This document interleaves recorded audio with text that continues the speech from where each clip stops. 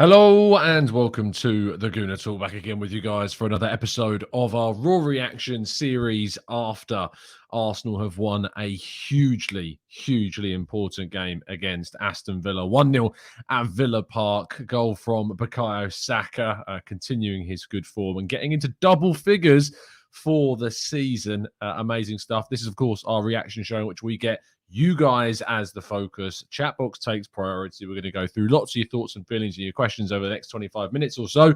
And yeah, we're going to kick off by jumping into the chat. I know a lot of people obviously talked way ahead because I set up this stream like 3 hours ago, but I've been working. So it's the earliest I can get on to talk to you all. But I hope you're enjoying yourselves. I hope you're having a good weekend. Good morning to everybody. Fantastic result indeed. Fluff, Utabi, yeah. Gooner. Lovely stuff. Amandeep says, never ever disrespect Herr Leno. Lovely stuff from Bert Leno. Julian, afternoon, Tom, and all the superb effort today on what team spirit we have. Rambo hugging Leno at the final whistle. It just goes to show that team spirit, the togetherness of this group is so good to see. Okay, let's get some talking points going. And then we can kind of feed into the chat box. If you haven't already done so, please do drop a like, of course. And subscribe to the channel if you haven't done so already. So we're going to kick off with talking about the kind of what this means, to be honest, and what this is for Arsenal, because getting a point in the, or getting 3 points in this game and pushing ourselves as far up the Premier League table as we have done is huge. I mean, when you look at the Premier League table as is right now, Arsenal are 4 points clear and still have a game in hand over Manchester United. That game in hand, of course, is against Chelsea. But knowing that we can, drop points in that game and it's not the end of the world, we've also got the Spurs game to come as well. And that could put us a massive 9 points ahead of them if we were to win that. And, we played the same amount of games as them. So it's starting to level out. West Ham United 6 points behind us, having played a game more too. Really positive of where we currently sit. And I want to know how confident you are in the chat box about thoughts around whether Arsenal will finish in the top four this season, because it's looking good at the moment. But we've got some tricky fixtures. Aston Villa are a very good side, and getting a win at Villa Park is not an easy feat. Just ask Manchester United and Liverpool for that matter. But we think about what we've got coming up: Crystal Palace away, Chelsea, Man United, Spurs, Southampton away is not going to be easy by any means either. They're a team that have turned things around. And we need to make sure that we control things. And that's what some bloke says in the chat. Another well-controlled performance. The chance creation was very high. Just need to have taken a couple of them to have made the game as comfortable as we deserved. Graham, TC, it's been a fairly successful week for Arsenal. 2 clean sheets and wins, 6 points. Apart from that 10 minutes against Liverpool, we have looked fairly solid. Good evening to John. Hope you're doing good. Hope you're doing well, mate. Paul James says we are playing like an elite team. We are no longer easy to beat. Even with the key players missing, we should target third. Chelsea, of course, currently winning as we speak against Middlesbrough. But we got a huge game when we play them. When we play Chelsea, if we can get anything from that game, if you imagine getting a win at Stamford Bridge, which, we did last season, we can repeat that again, it would be massive in the context of our season. Matt G says, has anyone checked in on Martinez? Has he done an interview yet talking about how Arsenal abandoned him? Oh, it's glorious. It's glorious irony is what it is. And the fact that obviously he had the sun in his eyes, so he couldn't save Saka's shot, it's even better. Safiso says the 6 away games are the tricky ones. If we can at least win 4 or 6 of those, then top 4 is guaranteed for us. I mean, when you look at what we've got coming up, the away games that we've got left, we've got Crystal Palace, we've got Southampton, we've got Chelsea, and we've got West Ham and Newcastle. You look at the West Ham game and you look at the Chelsea game, and they're the 2 big ones, along with Spurs, of course, that still needs to be rearranged. Crystal Palace is always a little bit of a banana skin for us, and we don't enjoy playing against Crystal Palace at Selhurst Park. We've got really bad memories going there, but, we know that we can get results if we need to. Newcastle are a real unknown right now. We don't really know what you're going to get from them. And then Man United, when they arrive at the Emirates, are going to face a wall of noise because the crowd at Arsenal is just so good.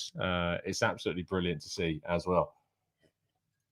Apologies, I'm going to keep drinking throughout the show because quite a lot of screaming during the game.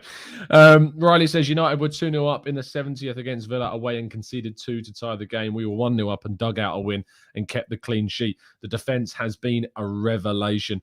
Dol Quanain says, just in case you've missed or not seen the table, take a good look again. Also, Ramsdale hugs and congratulations with Leno on his injury time match-winning save. I mean, Leno coming in was always going to be a worry. Like, I don't think there are many fans out there that weren't worried in some shape or form. And I think that there were elements of Leno's game that showed the difference between him and Ramsdale. The distribution in particular was a big one. You think about how we kicked the ball long quite often with Leno, and that really superseded possession and conceded possession way more than we should have done. And that's because he's just not simply anywhere near as comfortable on the ball as what Ramsdale is. And that is going to be a little bit of a pain in the next upcoming games. But look, if Leno continues to play well, Ramsdale's got to fight for his place back. We want competition in the squad. We want players that are coming in to play well. Look at what Cedric's done with Tomiyasu. There's no guarantees that Tomiyasu, comes straight back in. I think a lot of us assume that he will after the international break. But if Cedric's playing as well as he is, Tomiyasu also has to try and fight to get back into the Arsenal team for that game. Akmal says, only one shot on target conceded at the very last minute as well. Props to our solid defenders. Thomas says, I thought Martinez was going to score for Villa when he went up for that final free kick. I don't think you're the only one, Thomas, at all. Soundchester says, just play Saka in the away games. He loves an away goal, apparently. 10 cup finals left, boys, says Alex. Tulip says, who is the player of the season so far for you? I mean, Martin Ødegaard again was brilliant. I think Ødegaard's performance today is like one of those ones that goes under the radar a little bit more. It's not anywhere near as kind of flashy. And, to be honest, I thought he could have taken a shot. There was an opportunity he had right at the start of the game when the ball, I think, was played in by Saka onto his right foot. And he wanted to get onto his left, and eventually he was crowded out. But he should be trying to work on his right foot a bit more. But I still think he's been the standout, followed by Ramsdale, Tomiyasu closely behind. And then 2022, if you want to talk about 2022 specifically, Thomas Partey has been our best player without a shadow of a doubt. Thomas Partey has been the Atletico Madrid Thomas Partey that I've been longing to see ever since we decided to buy him. And finally, we're starting to see it. The dominant displays in midfield, the way in which he bosses opposition players, it's just excellent. And you can't really ask for too much more than what we saw from Thomas Partey today either. Trevor says Penny Ween likes Harry over Tom. He said it. Ask Harry. Did he? Did he indeed? Oh, so I see what's going on. I was in the chat box of Harry's show, and if you've joined me after listening to Harry, good choice, because he's a fantastic content creator, and you should be subscribed to the Chronicles of a Gooner. I'll look into that. Peony Wayne, I've got my eye on you, mate. Come on. TGT crew in the house represented. Axel says, have nothing against Eddie as a person and professional, but he is simply not good enough. Gave us absolutely nothing when he came on as usual, running around like a maniac and making fouls. I can't really disagree. And, it's because I agree with you. I don't think we should be looking to bring him on. I don't know what he gives us, really. He'll probably go and score, obviously, in the next games. That's the way that things go. I really don't know what he gives us at all. I think that I'd rather see Amari Hutchinson come on and Smith Rowe go to, say, a false nine, or, give Mika Biereth a chance from the youth team. He's not going to be here at the end of the season. Why not give time to someone else to come off the bench? It's not like they can do much worse, really. So Hill says, Tom, how are you feeling after listening to pundits taking note of Arsenal's progress finally? Unfortunately, I've got so sick and tired of it. I mostly turn off the punditry because it's been so ignorant of Arsenal this season that I thought, what's the point in listening to it? But I'm going to have to go back and have a listen. Match of the day tonight, definitely one to watch. Sam Pepe is a goal down kind of substitute. Arteta got it wrong. Look, Sam, you've brought it up, so I'm going to discuss it. And look, I think Harry made a really good point about this, which is obviously talking about the kind of social side of this with Nicolas Pepe. I understand that bringing on, say, Tavares, who I would have brought on instead of Pepe in that moment for Saka, would absolutely dent Pepe's confidence. But what I would say is I don't think there's anything wrong with saying bringing Pepe on and playing him up top instead of Nketiah. I don't think there's anything wrong with suggesting that. Like, if you want to bring Pepe on and stick him up there in place of Lacazette, fine. Then bring Tavares on and play him in the wide area. I don't see why you wouldn't do that, because Nketiah is offering us absolutely nothing at this stage. The issue is that Pepe, and I wrote about this, and it's a piece that's coming out in just under an hour's time at 7:00, is that when I went and looked back to the stats, he's not scored at all in games in which he's come off the bench that we were already in a winning position. He's come off the bench and scored in games where we were drawing or losing, like you think about Wolves the other week. And, when we're being dominant and we've got the ball and we're in possession and, the opposition are sitting back and absorbing pressure, that's great. That's Pepe's bread and butter. That's what he's good at, breaking that down and helping us in those moments. But when the game is in a state where you're holding on to the lead, he's not the player to bring on. And I don't buy into the argument that Arteta did it because he was looking to try and get an extra, get another goal and go 2 or 3 goals up. I understand that's what he wanted to do, but I don't agree that in that game state moment, Pepe's the right choice. And I would bring on Tavares still. Tavares, you think about back to when Kieran Gibbs will come on and play ahead of Nacho Monreal. What's wrong with bringing Tavares on in that instance? Like if we went a goal down or if we were drawing, I get it, bring on Pepe. But you don't have to feel forced. You don't have to feel entitled that you have to bring him on. And, I thought that was a little bit of that was a strange one. But as I say, I'll go into a lot more detail in the article that's coming out a bit later. Omar says, on the day Tom has his away shirt on, I have mine too. Coincidence? I don't know. We were playing in yellow, so I just kind of grab it. It's such a nice shirt. Like there aren't many more Arsenal shirts that I can say I like more than this one. Hence why our Raw Reaction show colour scheme is matched based upon this shirt. Mr. J says, hi Tom, do you feel that with Ramsdale missing, we struggled with playing out from the back, which contributed to us not being as fluent in the second half? Absolutely. And you worded the question absolutely brilliantly. I think that the control that we would have usually in the games and the calmness was lost because Leno has to go long so much more. And I think opposition teams know that as well. And Southampton and Crystal Palace are going to recognise that fact if Leno is still in between the sticks for those games. And they're going to press the back line when we have goal kicks. They're going to force him to kick the ball long and concede possession. And we need to try and find a way out with that. Now, thankfully, like Amandeep points out, we've got players like Gabriel with a 97% passing accuracy, and that's going to help us in those moments. But, you have to turn around and say that Leno is limited in what he can give us. Thankfully, he's still a good goalkeeper in the sense that he's a good shot stopper. He's a good saver of the ball. He commands his box fairly well. I'm fine with that.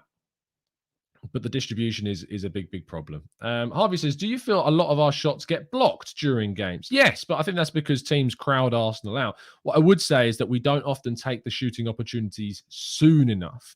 I think that sometimes players take too many touches in the box or want to get it onto their stronger foot, when actually maybe you should be trying to take more riskier efforts with your weaker foot in more disadvantageous positions that maybe have a lower chance and a lower XG. But at the same point, if you've got more of them happening, maybe you're giving yourself a better opportunity. And arguably, maybe those chances have a higher XG than wasting time and getting more players time to surround you and block you. But yes, I think you raised a very decent point.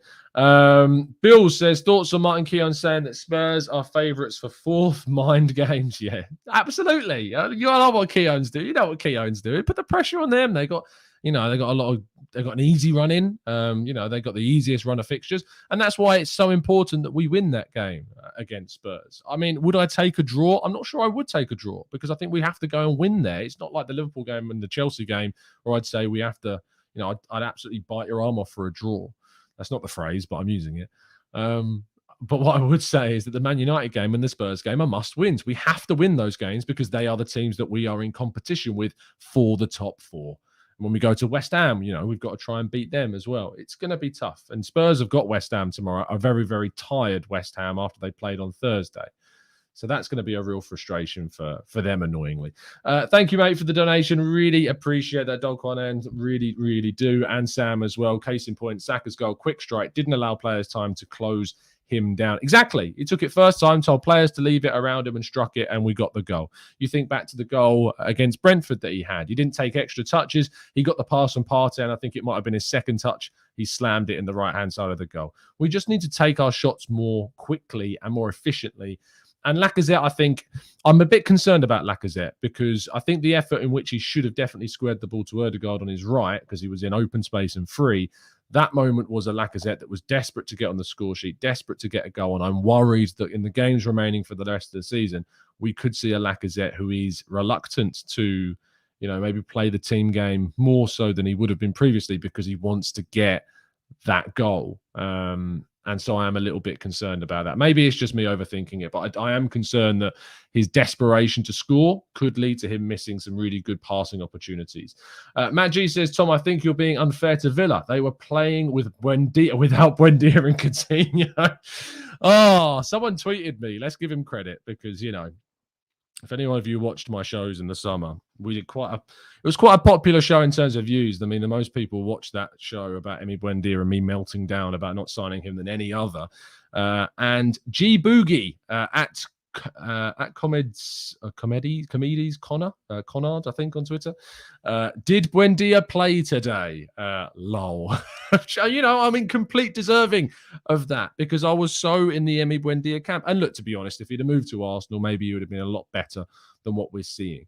I didn't really like his antics with Xhaka, to be honest. I thought that was a bit petty, a little bit, silly. Grow up, Buendia, to be honest. But, there's quite a few petulant players in that Villa team, so it's hardly surprising.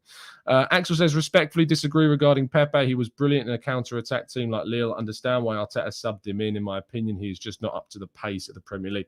Yeah, I get what you're saying. Like, we're going to hit on the counter, but we didn't have chances. And every time he got a chance, he lost the ball. We say he's great in a counter-attacking team like Lille, but do you not think he's great in a counter-attacking team like Lille in Liga, not counter-attacking in the Premier League? It is different. It's not to disrespect Liga, but it is a different level. So we talk about how he was like in that system at Lille, but when you're 1-0 up in the Premier League away at Villa, it's not the same scenario as playing in a counter-attacking team in Liga. It is different. So I'm not sure that it works necessarily. Maximilian says, what are the chances that we can challenge Chelsea for third spot? If the tensions at Stamford Bridge continue, they are bound to crumble. Plus, they are still competing in Europe and the FA Cup. The fact that they're still in European competitions and domestic cup competitions means that, we've got a chance. There's a chance for us to push forwards and to try and get something. Igbo says the ref was abysmal, saying Xhaka committed 3 fouls before he was booked, then failed to book Ashley Young, and Cash was tackling Saka and Smith Rowe, respectively. I don't know how many fouls Xhaka did actually make. Did anyone get that on factually, whether or not it actually made 3 fouls? But look, we know at this stage, it's common courtesy to acknowledge that the Premier League has awful officials at this stage. We know this. It's just factual. Nora says, Tom, Arsenal are just the real deal, period. Ain't no messing about with this Arteta team. And by the way, the fans were absolutely fantastic. Absolutely excellent. Spot on, brilliant, perfect. All of these superlatives that you want to use in a positive context, they were exactly that. Could not have been happier. Glenn says, I think the problem for Pepe is he's coming on to catch them on the break when the rest of the side are sitting back in that mindset. Can't beat them all on his own. Yeah, he can't, but I just don't think there's enough evidence out there to suggest that he comes on and does a job when he's never, ever scored for Arsenal when coming on in a winning position across all competitions. He has 1 goal contribution, which was in 2019 when we were 1-0 up against Frankfurt on the opening Europa League group date. I think it was his 6th game for Arsenal. He came on when we were 1-0 up and he got an assist for Bukayo Saka in the 85th minute. That's the only goal contribution he has in any time he's come off the bench when Arsenal were already winning the game. And there are a fair few times that happened. Robin says, can I be honest? I think we Arsenal fans are the boy who cried wolf. We've been complaining for years to a point. Our concerns are rarely taken seriously. Hey, look, I think there's something to say about the fact that we look into our past. We look into how we have looked at Arsenal. And I think we've been very critical. I think quite rightly at certain times. And I think maybe sometimes too overzealous in others. But ultimately, Arsenal fans are now seeing the unity of this squad. They're seeing the good work that Mikel Arteta has done. And Harry spoke on his show about, feeling good and feeling right about Arteta. I'm not going to sit here and try and claim that, I am in any kind of similar position to that because, I sat here after Villarreal and said he should be sacked. I sat here after Manchester City and said he should probably go with the context of, I think any other coach at any of the other big clubs in that moment probably would have gone. But what I will do is very happily change my opinion on the manager based upon the evidence that's put in front of me. And the evidence that I've seen this season has been nothing other than absolutely brilliant. Besides the first 3 games. Other than that, it's been absolutely excellent. And the transfer window was great. We didn't panic in the January window. We didn't buy just any old player because we could. We would we were tempering our expectations, and hopefully in the summer, even with Champions League football, it would be great to see what we could do. And I'm so excited for the summer now. I'm really excited to see what could happen. If we get Champions League, I'll be absolutely over the moon to see what we're capable of doing. We've got 5 more minutes. Let's get plenty more comments into the chat box. Micah says, shame on you. Greg, we're a shining star. That's who we are. Christoph, Pepe, and Eddie are not the lads you want on the pitch in squeaky bum time. I do agree with you. Axel says, how sexy was Smith Rowe's touch in the first half? He was so good in the start of the game. Think he tired a bit in the second due to a lack of playing time. I agree with you. Martinelli was missed today. I think we missed his energy down the left. I think we missed his guile, his determination, his terrier-like his terrier-like attributes. I think we certainly lacked that. And we do lack a little bit of directness when he's not on the pitch. And that came mainly from Saka on the right. So there you go. Pinguin says 69 likes on the boards. I'm so immature. Yeah, that is immature. Not only are you slandering me on Harry's show, but you're jumping here and throwing 69 jokes out. Drop a like on the video and just get rid of that number, people. Come on. Josh, Tom, has your objectives changed? What do you mean, Josh? Do you mean, when you say objectives, do you think like my expectations for what we should do this season? At this point, Arsenal should get top 4. I don't think anyone can really sit there and say Arsenal shouldn't get top 4 from this point of where we are right now. I think it would take someone very, very, very protective over the manager to say that we shouldn't get top 4 from this position. We definitely should. If we don't, I think it'll be a big disappointment. I wouldn't call it a failure because that would be talking about the expectations at the start of the season. A failed season is not achieving what you set out to achieve, and I don't think the club set out with the expectation that they would get top 4. I don't think that was the expectation. I think the expectation was to try and get as high as possible and probably end up around 5th. I think that's probably where Arsenal were at the start of the season, and certainly the first 3 games lowered that expectation even lower. However, how things have gone this season, we should finish 4th, and that's why it would be a big, big disappointment in my opinion if it doesn't. But if we don't, I think there's a lot of things to be positive about this season, but there will be an investigation from a fan perspective on why we didn't get there. Sam says, Arteta, for me, his only shortcoming, apart from his actual height, was in-game management. He seems to be getting that right now. Smash a like. I think he gets some of the subs right. I think that some need improvement. I wouldn't bring Pepe on, for instance, in the game that he did today. I would have brought on Tavares instead. But, the Rob Holding substitution always seems to work. And I love that someone else put a meme on Twitter. I should be able to give them credit because I think it was put into my work group chat. It was from Gooner P8 on Twitter, who says, when you see Holding come on and do these hand signs, just forget about scoring. And he's like talking about a 5 at the back, 3 at the back. It's great. If you haven't seen that, definitely go onto that account and have a check of it. We're overachieving and I love it, says Jamie. No Sleep says, still holding fire on Arteta until the end of the season. The tempo of the last few games has been impressive, although we still need to create more clear-cut chances. Sometimes I do think the expectations of supporters, possibly like yourself, No Sleep, are a little bit too high for considering the context of what we are and where we are and the team that we've got. It's the youngest team in the Premier League. There's a lot more improvement that needs to come from this team. And, there is a level of restrictiveness about it. And we are lacking some of the key players in the group as well. Ramsdale wasn't there today. We haven't had Tommy Yasu for a while. We lost Xhaka for the first part of the season. To see what we are doing now, I think is really, really positive. Really, really positive. Christoph says, Tavares started life as a winger at Benfica. He can certainly come and do more. Yeah, on the Arsenal Way, I interviewed João Trelio, who is the former coach of Nuno Tavares when he was at Benfica, and he told me about the reason why they changed him to a left wing back, and that was all because they just saw his kind of physical attributes lending themselves more to a defensive side. But he is very, very complimentary of what he's capable of going forward. Nitin says, without any big injury, we should make in top 4. With 2 to 3 injuries, things can look a bit dire for us. We certainly need to buy good reinforcements along with a striker and a centre mid. Arsenal Granny says, how did you like that somersault of Saka's? He has added that to his goal. Well, someone's got to make up for it now. Aubameyang's gone.